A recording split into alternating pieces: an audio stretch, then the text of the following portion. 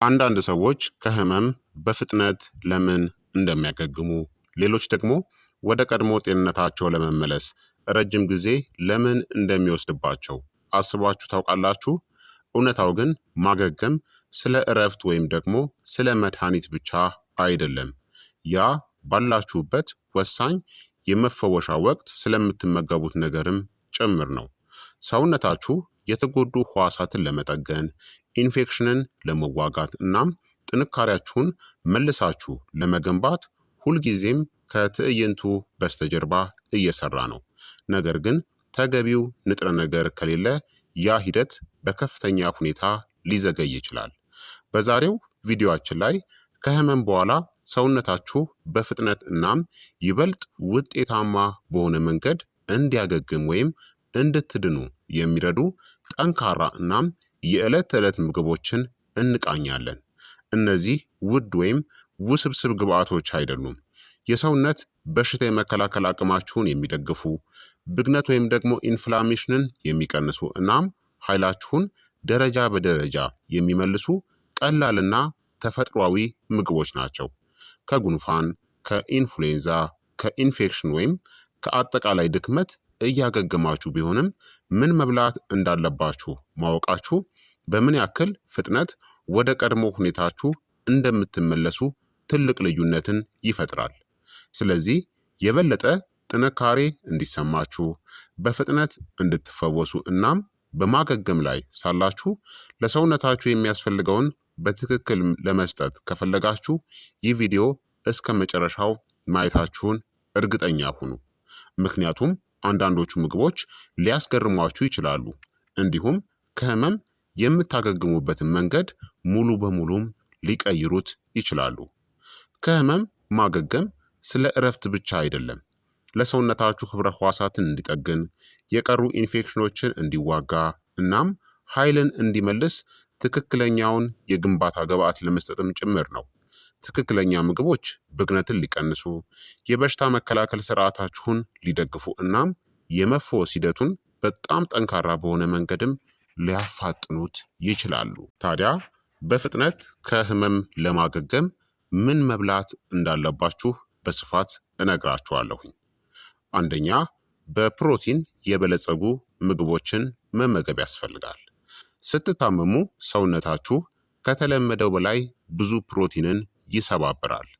ህብረ ህዋሳትንናም የበሽታ መከላከያ ህዋሳትን ለመገንባት ተጨማሪ ፕሮቲን ያስፈልጋችኋል። ምርጥ አማራጮች የምንላቸው እንቁላል፣ ዶሮ፣ አሳ፣ ምስርና እርጎን መመገብ ያስፈልጋል። ፕሮቲን የተጎዱ ህብረ ህዋሳትን ለመጠገንና ጸረ ሰውነት ወይም ደግሞ አንቲቦዲን ለማምረት የሚረዱ አሚኖ አሲዶችን ይሰጣል። በሁሉም የምግብ ክፍለ ጊዜ የፕሮቲን ምንጭን ተመገቡ። ደካማ ከሆናችሁ እንደ የተቀቀለ እንቁላል ወይም እርጎ ያሉ ለስላሳ ፕሮቲኖችን ሞክሩ። ሁለተኛ፣ በቫይታሚን ሲ የበለጸጉ ምግቦችን የበሽታ መከላከያ ማጠናከሪያ ናቸው። ቫይታሚን ሲ የበሽታ መከላከያ ስርዓታችሁን ያጠናክራል፣ እንዲሁም የማገገሚያ ጊዜንም ለመቀነስ ይረዳል።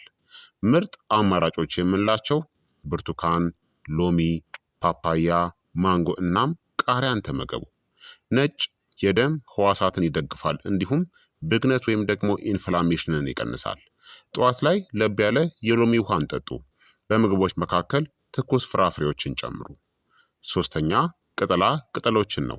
የህዋስ ጥገና እና መርዝን ለማስወገድ ይረዳሉ። አረንጓዴ ቅጠላ ቅጠሎች በቫይታሚኖች፣ በማዕድናትና በአንቲኦክሲዳንቶች የበለጸጉ ናቸው። ምርጥ አማራጮች የምንላቸው ስፒናች፣ ጎመንና ስዊስ ቻርድ ወይም ቆስጣ ከህመም በኋላ ሰውነታችሁ መርዛማ ነገሮችን እንዲያስወግድ እናም ህዋሳትን እንዲጠግንም ይረዳሉ። በቀላሉ እንዲፈጩ ቅጠላ ቅጠሎችን ወደ ሾርባዎች ወይም ወጥ ውስጥ ጨምራችሁ መመገብ ትችላላችሁ። አራተኛ፣ ትኩስ ሾርባዎችና መረቆችን ነው። እርጥበትን የሚሰጡ እና የሚፈውሱ። ስትታመሙ የምግብ መፈጨት አቅማችሁ ይዳከማል። ሾርባዎች በቀላሉ የሚመጠጡ እናም በጣም አልሚም ናቸው። ምርጥ አማራጮች የምንላቸው የዶሮ ሾርባ፣ የአትክልት መረቅና የአጥንት መረቅን ተመገቡ። የሰውነት እርጥበትን ይጠብቃል፣ ኤሌክትሮላይቶችን ያቀርባል፣ የምግብ መፈጨት ስርዓትንም ያረጋጋል። የምግብ ፍላጎታችሁ ዝቅተኛ ቢሆንም እንኳን በቀን ከ2 እስከ 3 ጊዜ ሾርባን ለመጠጣት ሞክሩ። አምስተኛ ማር ነው። ማስታገሻ እናም ጸረ ባክቴሪያ የሆነ ማር ለጉሮሮ ህመም እናም ለሳል የሚረዳ ተፈጥሯዊ መድኃኒት ነው። ጸረ ባክቴሪያ ባህሪያት አሉት። የተቆጡ ህብረ ህዋሳትንም ያስታግሳል።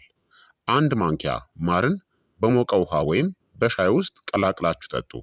የተሻለ እንቅልፍን ለማግኘት ከመተኛታችሁ በፊት ውሰዱት። 6ኛ ለውዝ እናም ዘሮች ናቸው። ኃይል እና ንጥረ ነገሮችን የሚሰጡ እነዚህ ጤናማ ቅባቶችን እናም ማዕድናቶችን የሚያቀርቡ ትናንሽ ግን ጠንካራ የሆኑ ምግቦች ናቸው። ምርጥ አማራጮች የምንላቸው አልመንድ፣ ዋልነትና የዱባ ፍሬን ተመገቡ። የበሽታ መከላከል ስራን የሚደግፉ ዚንክ እናም ጤናማ ቅባቶችንም ያቀርባሉ። በየቀኑ ጥቂት እፍኝን ተመገቡ። ማግኘት ከከበዳችሁ ፈጭታችሁ ተጠቀሙ። 7ኛ ሙዝ ነው። ኃይል እናም በቀላሉም የሚፈጭ ኃይልንም የሚሰጥ የምግብ ፍላጎታችሁ ዝቅተኛ በሚሆንበት ጊዜ ሙዝ ፍጹም የሆነ ምርጫ ነው። ለሆድ ቀላል ነው። በፖታሲየምም የበለጸገ ነው። ፖታሲየም ለማገገም አስፈላጊ የሆነ ማዕድን ነው። ሙዝን እንደ መክሰስ ተመገቡ ወይም በኦትሜል ውስጥ ወይም በእርጎ ውስጥ ጨምራችሁ መጠቀም ትችላላችሁ። 8ኛ እርጎ እናም ፈርመንትድ ፉድ የምንላቸው ናቸው። አንጀትን የሚፈውሱ የአንጀታችሁ ጤና በማገገም ሂደት ውስጥ ትልቅ ሚናን ይጫወታል። በተለይ አንቲባዮቲክን ከወሰዳችሁ በኋላ ጤናማ የአንጀት ባክቴሪያዎችን የሚመልሱ ፕሮባዮቲክስን ይዟል። በየቀኑ ተራ ስኳር የሌለው እርጎን ተመገቡ። ጣፋጭ የበዛባቸውን አይነቶችን አስወግዷቸው። 9ኛ ነጭ ሽንኩርትና ዝንጅብል ነው። ተፈጥሯዊ የሆኑ መድኃኒት ናቸው። እነዚህ ኃይለኛ ተፈጥሯዊ የመፈወሻ ምግቦች ናቸው። ነጭ ሽንኩርት ጸረ ተዋሲያን ተጽዕኖ አለው። ዝንጅብል ብግነትን እናም የማቅለሽለሽ ስሜትንም ይቀንሳል። በሾርባ ወይም በሻይ ውስጥ ጨምሩ። በቀን 1 ወይም 2 ጊዜ የዝንጅብል ሻይን መጠጣት ያስፈልጋል። 10ኛ በቂ ፈሳሽን መውሰድ ነው። ለማገገም አስፈላጊ ነው። በቂ ፈሳሽ የሰውነት እርጥበትን መጠበቅ ብዙ ጊዜ ችላ ይባላል፣ ነገር ግን እጅግ በጣም አስፈላጊው ጉዳይ ነው። እንደ ውሃ፣ የእጽዋት ሻይና የኮኮናት ውሃን ጠጡ። መርዛማ ነገሮችን ለማስወገድ ይረዳል፣ እንዲሁም ድርቀትንም ይከላከላል። ጥም ባይሰማችሁም እንኳን በተደጋጋሚ ጥቂት ውሃን ጠጡ። በቀን ከ2 እስከ 3 ሊትር መጠጣት ያስፈልጋል። ከበሽታ በማገገም ወቅት ታዲያ መወገድ ያለባቸው አንዳንድ ምግቦች አሉ። በፍጥነት ለመፈወስ እነዚህን አስወግዱ። የተጠበሱ እናም ዘይት የበዛባቸው ምግቦችን፣ ጣፋጭ መክሰሶችን፣ ስኳር የበዛባቸውንና የተቀነባበሩ ምግቦችን፣ ፓክድ የሆኑ እናም አልኮልን ማስወገድ ያስፈልጋል።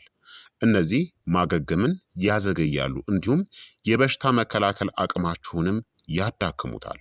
ታዲያ ቀላል የሆነ ዕለታዊ ከበሽታ ማገገሚያ እቅድን ከፈለጋችሁ ጠዋት ላይ ለብ ያለ የሎሚ ውሃ እና ፍራፍሬን መውሰድ፣ ቁርስ ላይ እንቁላል ወይም ኦትሚልን ከሙዝ ጋር መመገብ፣ ምሳ ላይ የሾርባ አትክልትን እንዲሁም ደግሞ ከፕሮቲን ጋር መጠቀም፣ መክሰስ ላይ ለውዝን ከእርጎ ጋር መጠቀም፣ እራት ላይ ቀላል የሆነ ምግብን አሳ ወይም ዶሮ እና አረንጓዴ ቅጠላ ቅጠልን መጠቀም፣ ከመተኛታችሁ በፊት ማርን በሞቀ ውሃ ወይም ደግሞ በሻይ መጠጣት ትችላላችሁ። በአጠቃላይ ከበሽታ ማገገም ብዙ መብላት ብቻ አይደለም፣ ብልህነት ባለው መንገድ መብላት ነው። ትኩረታችሁ በእነዚህ ምግቦች ላይ ይሁን። ለመፈጨት ቀላል በሆኑ ንጥረ ነገር የበዛባቸው እንዲሁም የሰውነታችንን እርጥበትን የሚጠብቁ ምግቦች መሆን አለባቸው። ሰውነታችሁ እንዴት መፈወስ እንዳለበት አስቀድሞ ያውቃል። እነዚህ ምግቦች በቀላሉ ሂደቱን በፍጥነት እናም በተሻለ ሁኔታ እንዲያከናውን መሳሪያን ይሰጡታል ማለት ነው። ስለዚህ ክቡራትና ክቡራን ተመልካቾቼ የዛሬው የጤና ትምህርት እንግዲህ ይህንን ይመስል ነበረ። ከበሽታዎች በፍጥነት ለመዳን የሚረዱ 10 ድንቅ የሆኑ ምግብና መጠጦችን በዚህ ቪዲዮ ላይ በግልጽ ነግሬያቸዋለሁ ማለት ነው። እነዚህን ምግቦችን በማንኛውም ጊዜ ከበሽታ ለመዳን ብቻ ሳይሆን በማንኛውም ጊዜና ሰዓትና ቀን ብትመገቡ ከበሽታ ራሳችሁን ለመጠበቅም የሚረዱ ድንቅ የሆኑ ምግብና መጠጦች ናቸው። ከበሽታ ቶሎ ወይም በፍጥነት ለመዳን ደግሞ የሚረዱም ናቸው ማለት ነው። ታዲያ ማስወገድ ያለባችሁን መጥፎ ምግቦችን ደግሞ ማስወገድ አለባችሁ፣ በሽታ የመከላከል አቅማችሁን እንዳይዳከም ማለት ነው። ስለዚህ ጥያቄ ካላችሁ ጥያቄያችሁን በኮመንት ላይ አስፍሩልኝ። ላይክ እና ሼር እያደረጋችሁ ደግሞ ለሌሎችም እንዲደርስ አድርጉ፣ ሌሎችም እንዲማሩበት ማለት ነው። በቀጣይ የጤና ትምህርት እስከምንገናኝ እኔንም እናንተንም ቸር ያቆየን። መልካም ጊዜ፣ መልካም ቆይታ። ቻው ቻው።